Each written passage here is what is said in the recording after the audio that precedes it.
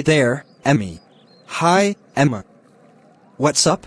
I just came across a really interesting story and thought you'd like to hear it. Absolutely, let's hear it. So, there's this guy named Naaman. He was well respected, a big deal as the commander of the army, and his king thought highly of him. But he had a problem: he was leprous.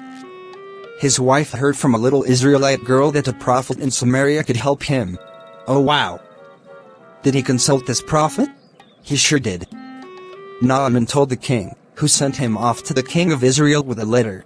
However, when the king read the letter, he got super upset and thought the other king was trying to pick a fight.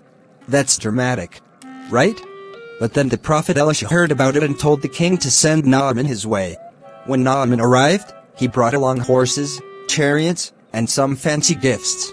But instead of meeting him in person, Elisha just sent a messenger to tell him to wash in the river Jordan 7 times to get healed. That's a bit surprising. How did Naaman react? He was pretty upset actually. He expected a grand gesture.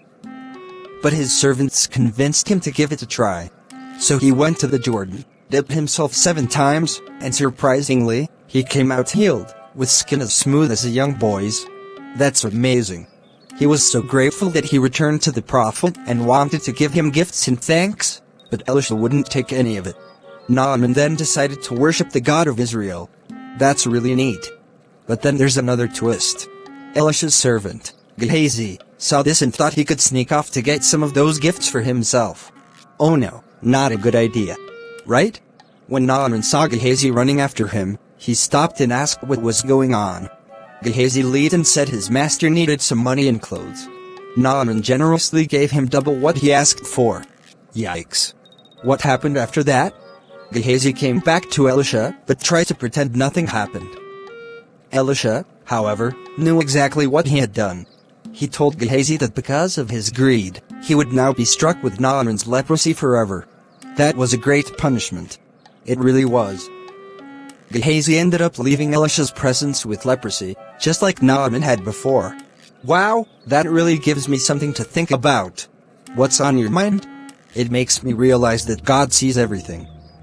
Like Gehazi, we can't hide our wrongdoings. Trying to keep secrets about our sins is risky. If we try to cover them up, we'll end up facing the consequences. That's a profound takeaway. Exactly. Plus, it reminds me how the love of money can lead to poor choices. Many people today let their desire for wealth cause them to stray from what's right. Absolutely, it's a big issue. It really is. Those who are only focused on getting rich can't put themselves in tricky situations. It's important to remember that we shouldn't seek wealth in ways that go against our values or hurt others. So true. The saying really holds up: the love of money is the root of all evil. Yes!